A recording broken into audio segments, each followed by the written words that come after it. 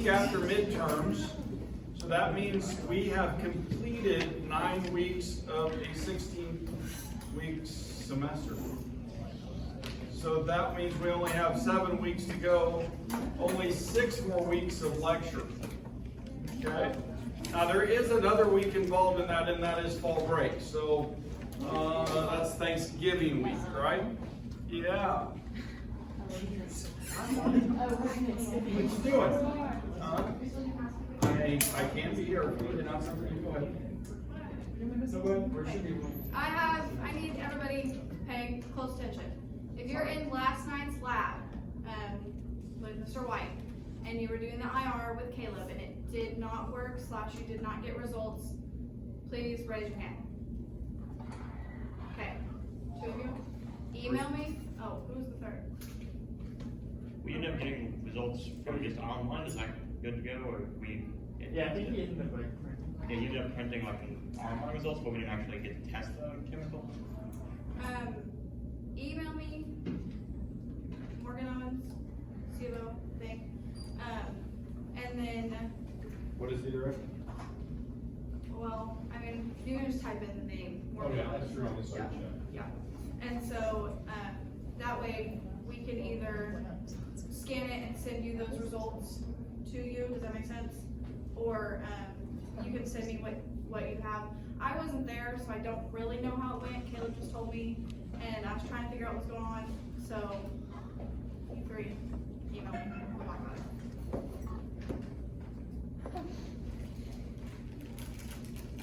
Cool. Cool. Okay. Right alive. She got offered a job yesterday. Or at least asked to submit a resume.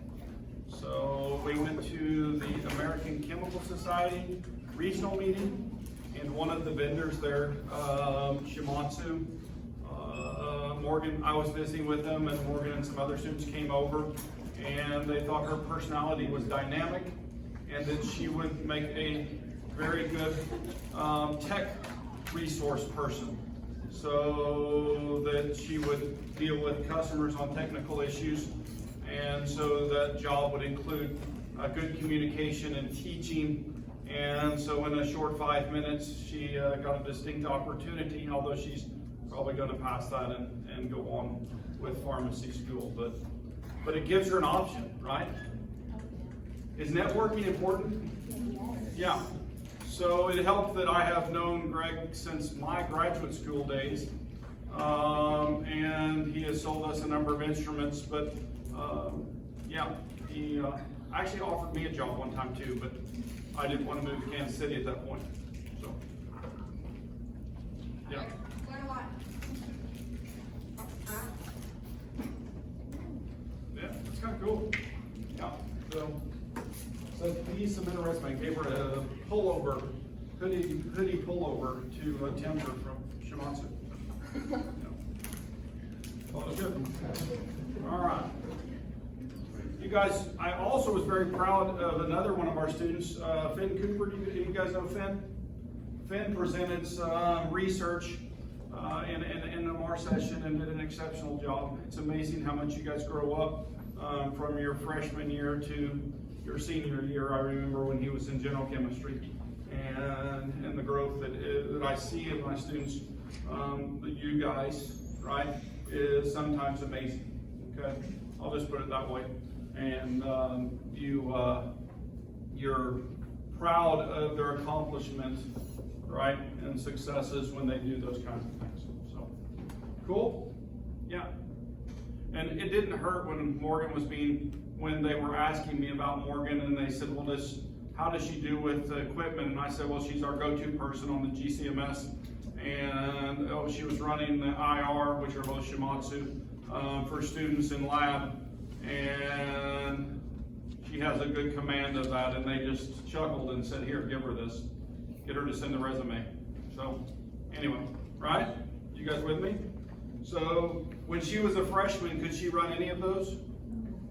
No, but she has learned to do that, and all of you have those capabilities to learn those skills and to develop. And so, just an encouragement. And you do that by, getting foundation, and we start with that where? General chemistry right here, yeah. And need how I led into that. Any other housekeeping? Any other housekeeping? Did you guys get the housekeeping on the board? Quiz over 4 and 5 next Friday? Yep. Yes. So for our achieve assignments, Yes. that's going to be actually subject to our grade and stuff like that in the grade book? Yes. Okay. Yeah. It will be, yes. So it has to be manually done. Yeah. So usually that improves the grade, right? Yeah. Oh, I should have told you the test corrections were put into Campus Web. It actually raised the average of the exam overall over 80%, which was astounding to me. So good job. Just let you know that. I saw a couple grades that went up significantly. Okay, so just to let you know that those are in. Yeah. We stopped. We were talking about relative trends in the periodic table, and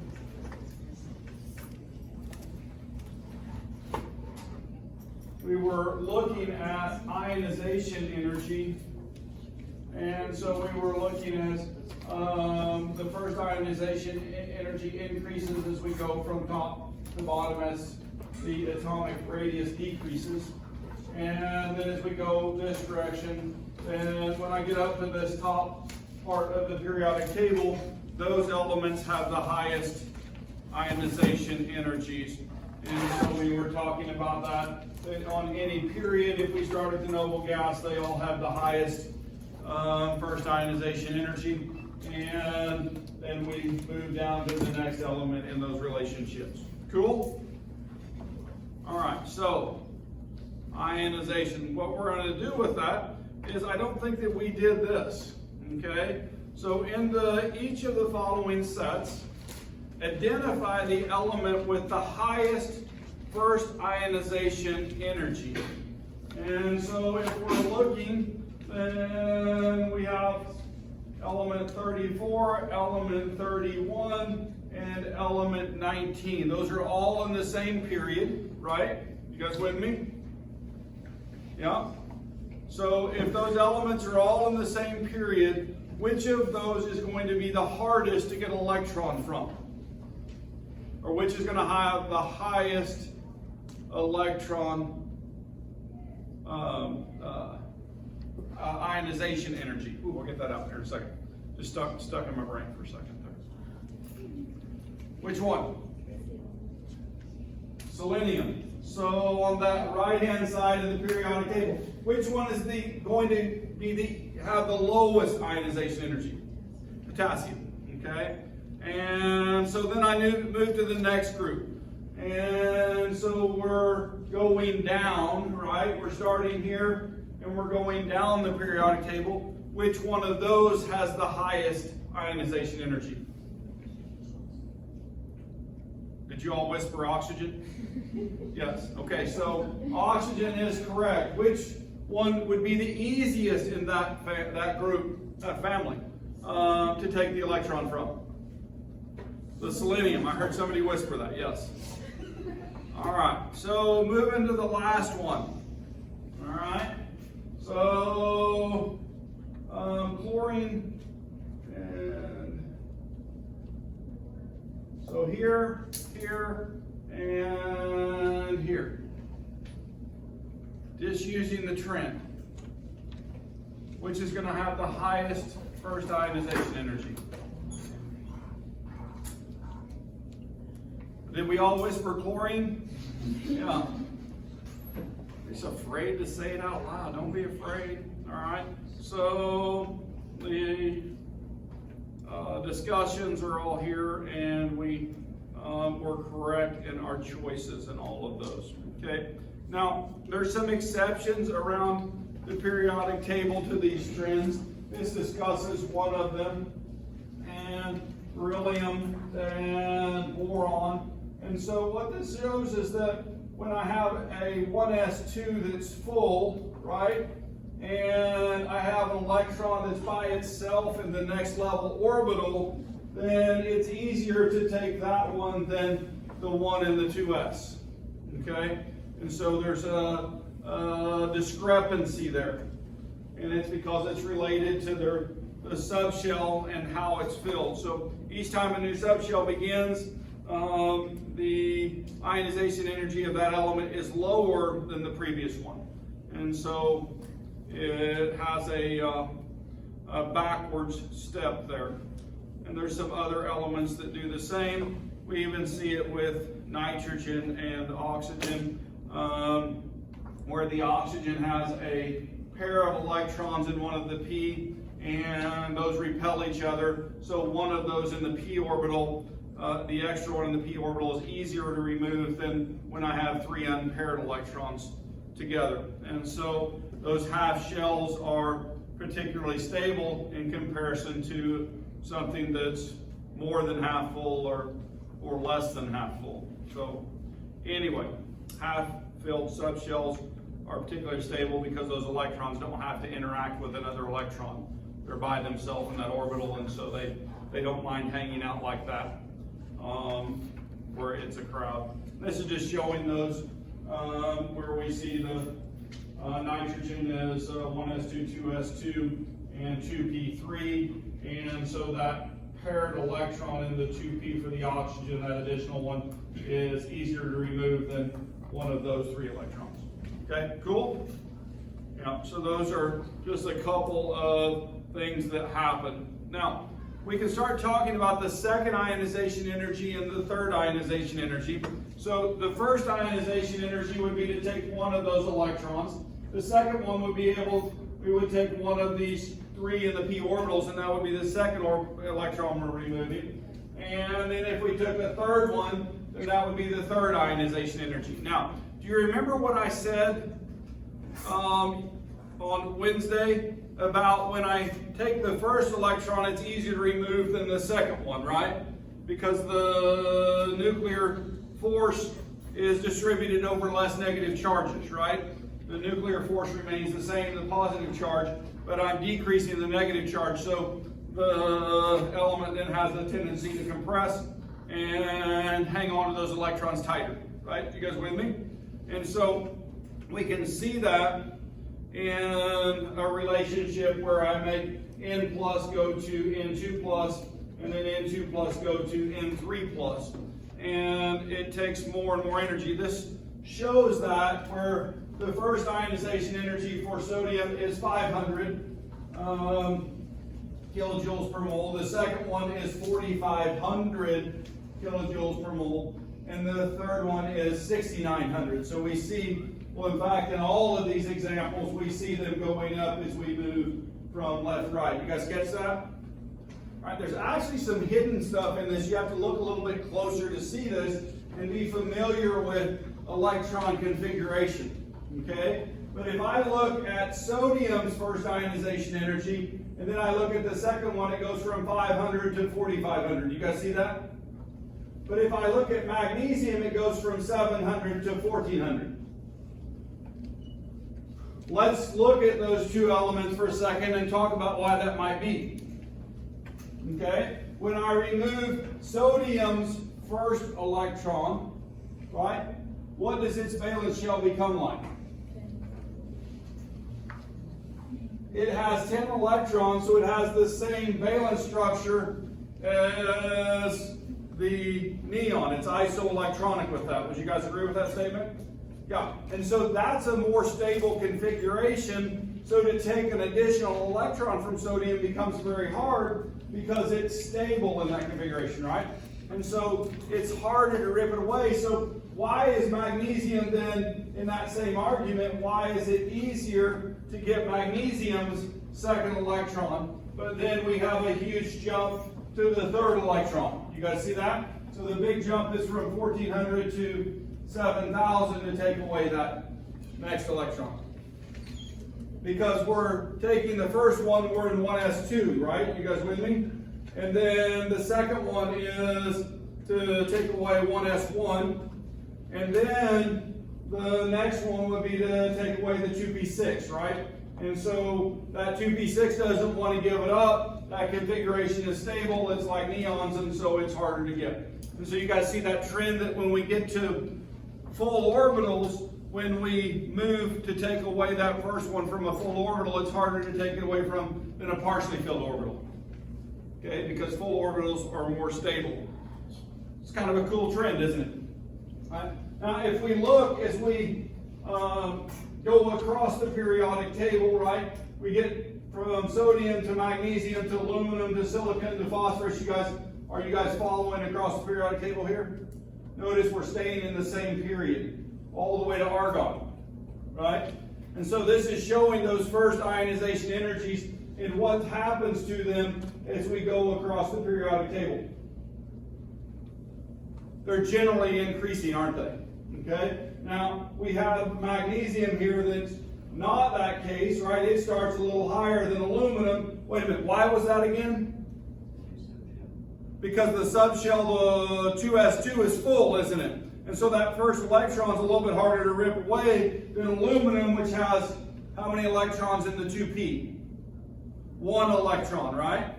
And so that one's easier to get than magnesium's, right, first electron, because that subshell's not full.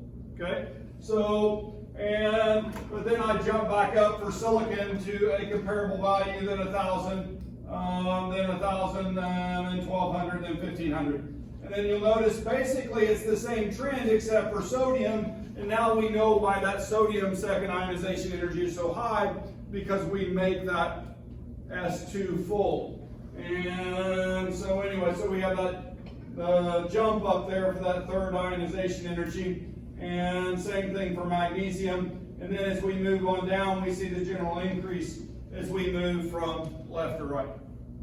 So that's showing those exceptions, and it is explained in those previous slides when we talk about the relationships of electrons and their shells being either full or half full.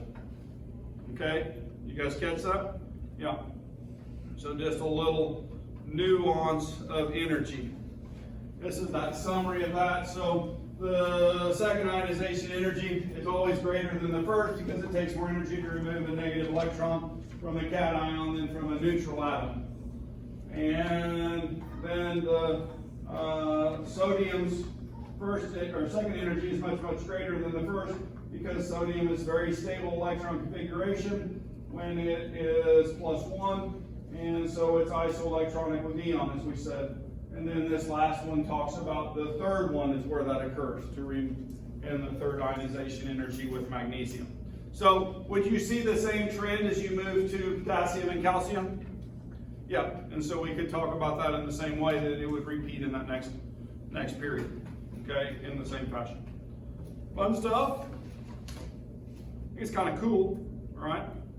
So, does the largest increase in ionization energy for potassium occur between removing the first and second electron or the second and third electron? Second and third, because why? Or no, potassium, first and second, yeah, for potassium. We move over one to calcium, my bad. Yeah, I said that wrong. So anyway, thank you for frowning, right? All right, so you guys with me on that? So when we locate it on the periodic table, it's going to be similar to sodium. And so when it's similar to sodium, then we find that that first electron removal is low, the second one is high. The first one will be low, the second one will be high, and in that same relationship. Yeah. So it would look the same. All right, electron affinity. So this is kind of switching topics a little bit, but it's the same type of pattern. You guys with me? Or generally it's the same type of pattern. And so electron affinity of a gaseous element is the energy change when an electron is added to a gaseous atom to form an anion. Okay? So it's an exothermic process. Now what does exothermic mean? You guys remember that term? Heat going out. Heat is going out. whenever I have a system I'm talking about, and the sign of the energy is negative, that means that energy is leaving that system. You guys with me? So when I'm talking about that atom or mole of atoms, and I have them contained in some containers, when energy is leaving, all right, the sign is negative. When energy is going in, the sign is positive. So because the system is gaining that energy, or that atom is gaining that energy. And so when energy has to go in, that means it's endothermic. Okay? When energy is leaving, then it's exothermic.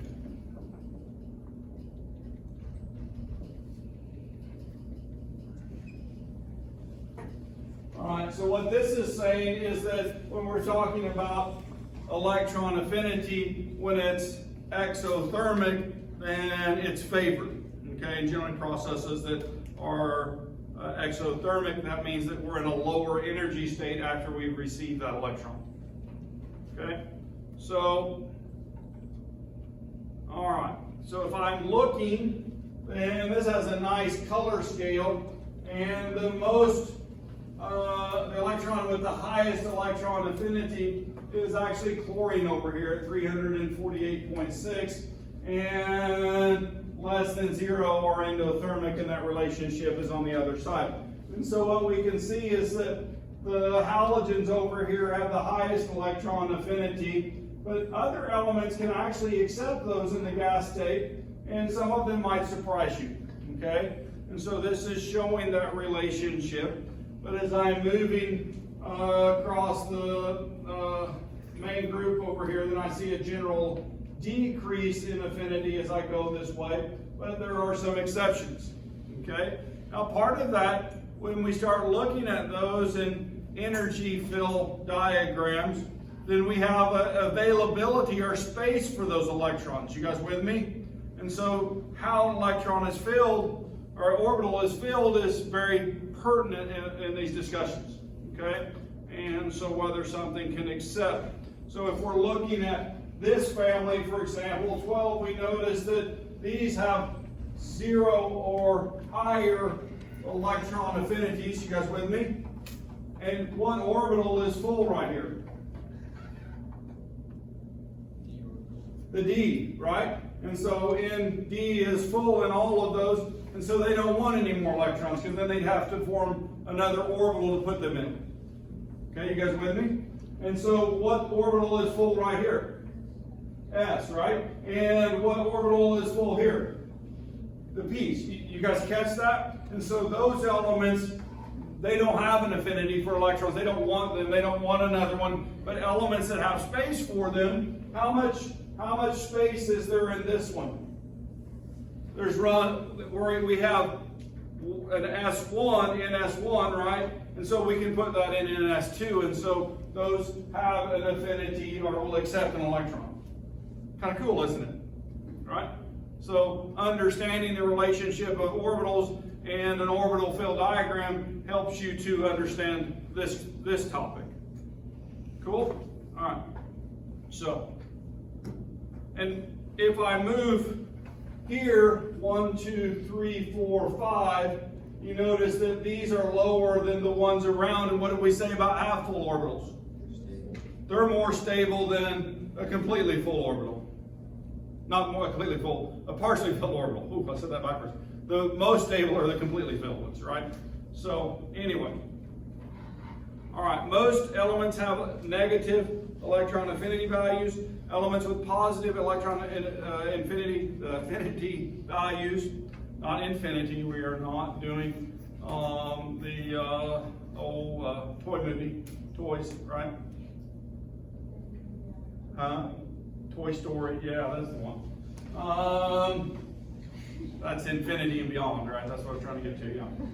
Just, it took a little while to connect. It was there. It was just slow. Yeah. So it was just slow. Electron affinity values have filled energy levels, noble gases, or sublevels in group 12, for example. So right here, or group 2. And so the periodic trend for A values of the main group elements has become more negative from left to right across the periodic table, which is the same trends that we see, okay? With the exceptions of what? Well, group 2 and group 12. Fun? Yeah. All right. Using figure 5.9, determine which 4 elements release the greatest amount of energy when forming an anion in the gas phase. And I already told you this. Can you get it without me even showing you? Which elements release the most energy when they get an electron?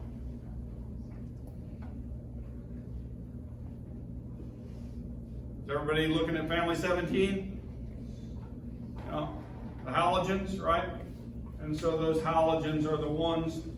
Right now we actually see some of these other elements over here get fairly high at 222. That's in the halogens, but 200 here. But overall, we can see the halogens are the highest values. Cool? Yeah. So, in a sense, they really want electrons, don't they? Right? Because they're more stable when they have an extra electron. Now, we already correlate that to what? The octet rule, right? They have 8 electrons in their valence shell when we combine the s orbital and the p orbital at the same energy level, right? And we call that an octet, so they have an octet in their outer shell, and then they can hybridize and do cool things, and so we'll work on that too. All right, general trends. All right, so the halogens was the answer to that, group 17. All right, ionic bonding. Okay, do these ideas also help to explain ionic bonding and to pick elements and to know electron fill to determine what ion forms and those types of things? Yeah, all right, it all comes together to talk about that.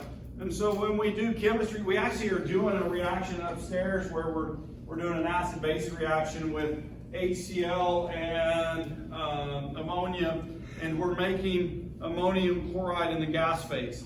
And so then it's depositing out on a beaker that we have over the reaction, and it's all doing it in the vapor. It's kind of fun. And so what ends up happening is when they react, electrons are transferred, and we form a dative bond. But then once that happens, then the chloride in that process is available to move with the positively charged ammonium ion. And so then it literally deposits on the surface. So anyway, but this is giving an example of a neutral sodium atom gives up an electron to form sodium, while the chlorine atom accepts an electron to form Cl minus. And so in a solid, right, goes to Na plus an electron, right? You guys with me? And then Cl2, in this relationship, it would need plus 2 electrons to yield 2Cl minus. You guys with me? And so when we add these together, then I'm going to have to double this one to get enough electrons. Okay? And so this becomes 2Na plus, and 2 electrons when I multiply that. And so then when I bring that down, the electrons cancel. Okay? And I end up with a reaction, 2Na solid plus Cl2 yields 2NaCl. And so I can write a reaction in the conversation about those neutral things becoming ions in that relationship. And what we've now done would be defined as an oxidation reduction reaction. Cool? Yeah. And so that's how an ionic bond is formed. Yeah. And so ionic bonding, oh, we get a video of it happening.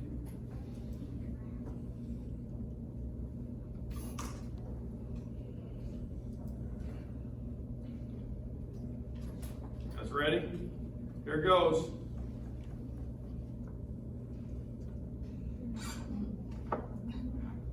Do we need to watch it again? It only took 9 seconds. We can do it one more time. So we see the electron from the sodium being transferred to the chloride. And what are we going to make? Sodium chloride, table salt, right? And so now you guys realize that any metal and non-metal that are combined are called a salt, right? You guys agree with that? Yeah. So you often wonder if you should call the police for that, right? Because anytime we have a salt, it's probably a bad thing. That one's really bad. That's chemistry, that's salt, right? I just got it. So I'm not the only slow one today. That's good, that's awesome. All right. So ions with noble gas configurations are stable, aren't they? So we've been talking about this all along. And so when I'm looking at Na and Cl2, then neither one of those have noble gas configurations. But when I look at sodium and I look at Cl minus, then they both have noble gas configurations. Cl minus has the same configuration, it's isoelectronic with argon, and sodium is isoelectronic with neon. And so those are more stable in their ion form, and they make those, well, in fact, to form the ions, in both cases, those are exothermic process. And so, anyway, so they end up in lower energy.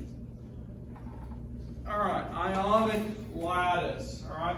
Individual pairs of ions do not bond together, all right? Rather, huge numbers of both types of ions form a 3D lattice, crystalline structure, okay? And sodium chloride forms a cubic structure. It's really cool to look at sodium chloride crystals under the microscope. You can see the pattern that's held together in that lattice by those electrostatic attractions. And we can actually, as we crystallize, we can grow those to very big sizes, right? We can get a sodium chloride crystal about any size you want. You know, the size of a Volkswagen, or the cube actually would be a better example. The car, yeah. So you could make a cube out of sodium chloride, and it would look really cool. That might be a neat artist project.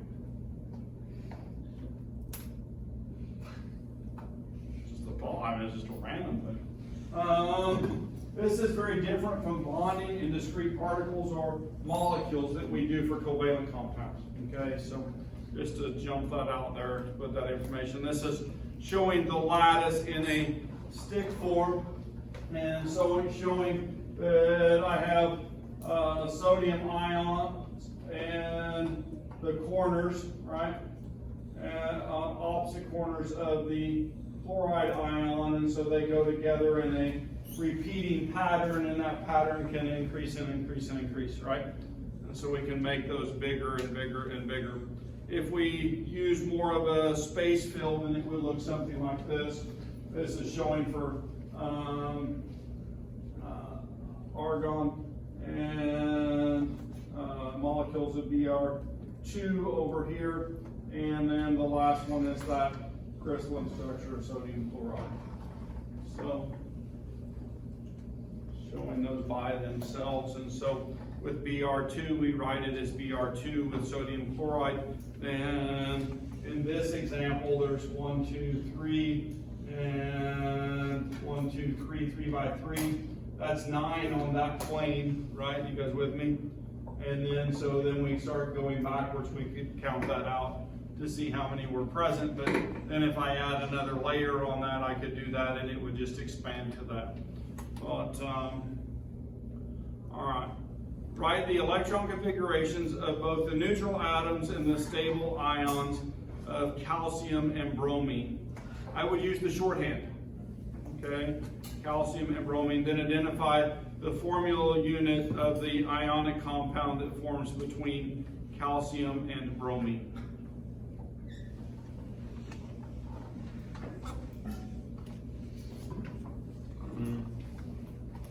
Not sure we haven't moved beyond electron configurations, but it's good practice, so I'm going to leave that project.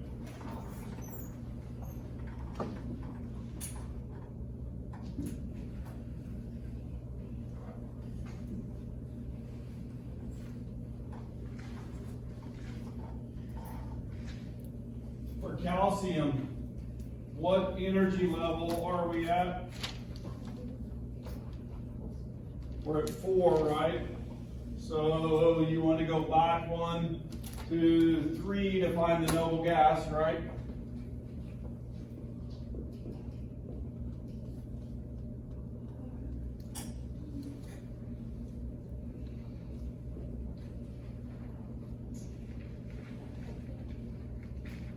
And bromine is at the end of 4, right?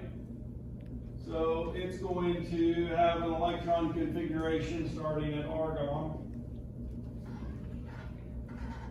And I'll let you fill that.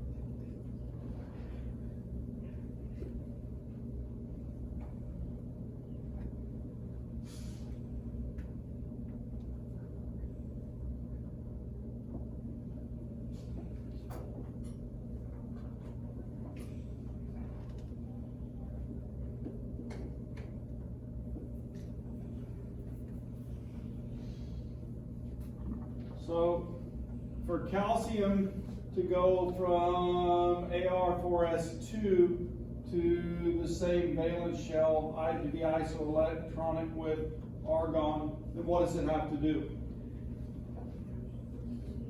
Has to give away 2 electrons, doesn't it? Right? Which we already know that, but this would make it Ca2+, right? For bromine, right?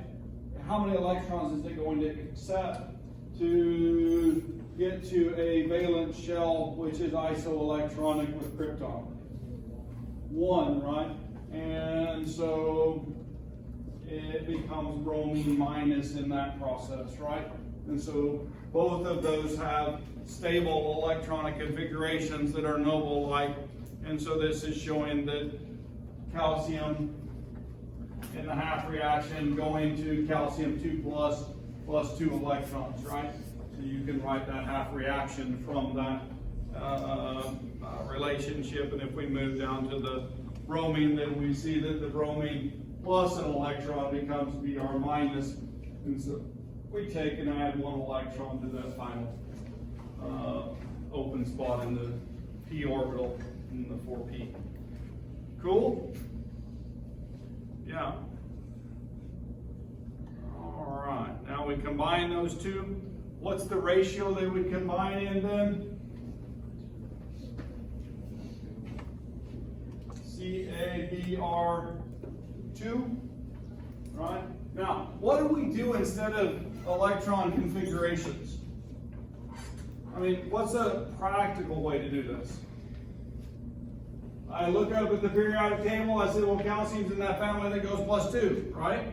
And then I go over here and I find bromine and it's -1. I know all of this stuff and use it as an understanding for it. But then I look at the periodic table and I say, well, bromine's -1. And then if I take that 2 and put it right there and that 1 and put it right there, then I have my formula. Yeah? You guys with me on that? That's what you do when you're trying to be efficient. You have knowledge of the electron configurations and you work more quickly to find that CABR2. Okay? So I thought I moved that. Oh, I did. That was the end of the slide set. Wow, we're moving to chapter 6. That's why there's a test scheduled for chapters, or quiz scheduled for chapters 4 and 5. You know, so anyway,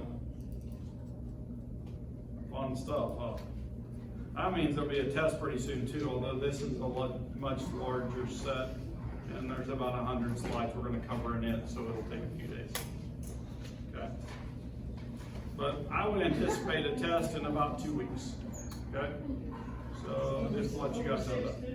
Huh? Over chapter 6? No, yeah, in 2 weeks, over chapter 6. So it'd be, we're going to do 4 or 5 this coming Friday, and then the following week, or the week in the middle of the next week, we'll do 4, 5, and 6 together. Okay, so I'll let you know as I do 2 days in this. Yeah. Well, it's just that time. I mean, it's anticipated, right? Yeah. The final is comprehensive, yeah. So the final is comprehensive over the entire semester, yeah. Cool? All right. So, when you have done a course a number of times, then you have better anticipation of content of the chapters, and I will give you a little bigger head start as I get better at this. But this is a brand new book for me this year, so please be patient. I will never give you less than a week's notice for anything, okay? So, yeah. This moves right along from, what kind of bonding were we doing? Ionic bonding, and so the next chapter takes the next step to talk about covalent bonding, okay? Now, ionic bonding is electrostatic interaction, right? Positives and minuses being attracted to each other, and we make long-ranging crystalline structures, right? Formation of covalent bonds, we look at specific molecules, okay? They each are distinctly different, and so we actually use different methods to show this, and so we make Lewis structures, right? And then we start looking at, well, in reality, bonds are not static. They're moving all the time. Okay, and so then we end up with things called resonance structures. And so resonance structures actually help to explain stability of molecules and those types of things. And I'm going to give you a tip for organic chemistry. You guys want one? Yeah. So organic chemistry, if you answer resonance when you don't know, you'll get it right half the time. Okay? That sounds funny. The other answers that are quite popular are steric hindrance, okay? And we'll talk about that in relationship to some molecules. But anyway, so there, I've given you 2/3 of the right answers. It's not true, but I mean, it's kind of a joke. It's almost that bad, right? Things that pop up over and over and over again. Yeah. Why is that stable? Well, it has resonance forms. And so anyway, exceptions to the octet rule, we're going to look at some of those, and we're going to look at polar bonds. Okay, so when we look at atoms, they form molecules and share electrons. That's covalent. So electrostatic interactions where one gives up the electrons. In this case, they share them. Sometimes equally, right? Non-polar covalent bonds. Or sometimes we make polar covalent bonds. But now in molecules, you have to consider when you have polar bonds, if you have symmetry. Do you guys know what symmetry is? If you are symmetrical in your pull in a polar situation, then they cancel themselves out and you have a non-polar molecule. Okay? Even though you have a polar bond. And so we're going to look at those types of things. And finally, an author who agrees with me and does the octet rule, but also the duet rule. Yeah, I've been saying this for years. Somebody finally heard me. All right, and so when we're talking about helium, for example, lithium becoming more noble-like, it becomes like lithium, doesn't it? And so it forms a duet, a 1s2, and it's happy. If I move down the periodic table to sodium, then it gives up an electron to be more like neon, right? And so that's when we have an octet for the sodium itself. Now, sometimes it's not possible for one element to have a full octet, so we share electrons instead. Okay? And so when we start looking at that and how that looks, then we're generally talking about the non-metals. Now, it's not to say that metals can't get involved and we can't do organometallic chemistry or other inorganic chemistry which has bonding in the fashion that we're doing. But generally we think about this as organic very often. And so, for example, if I start drawing a Lewis structure of Cl, we notice that it has 7 electrons, right? Valence shell electrons. And so if it doesn't have anything that it can steal an electron from, then what it can do, if there's other Cl's around which have 7 electrons, then they can take those single electrons and put them together, right? And so we would redraw that like this, where these pairs are still there as lone pairs, okay? And this is the 2 bonding electrons, and they're shown in that. Or we could have left it as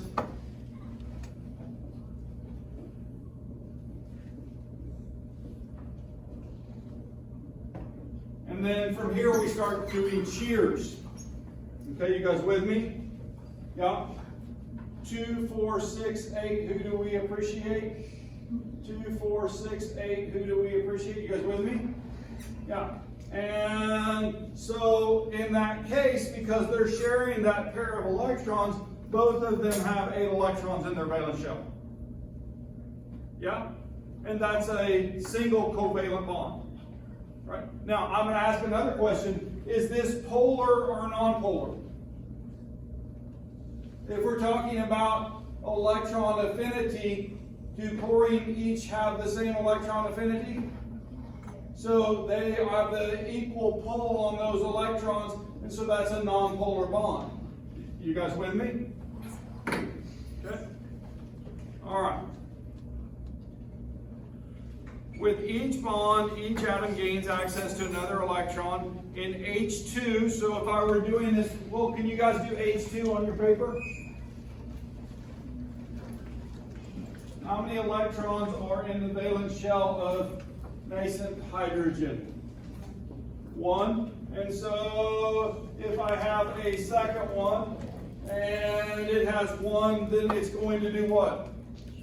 Share those, and I'm going to end up with this relationship, or we would write that as H2. Okay? And which rule is satisfied? I'm loving this. The duet rule. Okay? All right. Does that mean we're out of time? We're kind of gathering and fumbling through things? Yeah, I guess it's 1 minute early, but that's a good place to stop. Okay? So, and we'll pick up next time on predicting the number of bonds in an atom is likely to make in a molecule. That's exciting.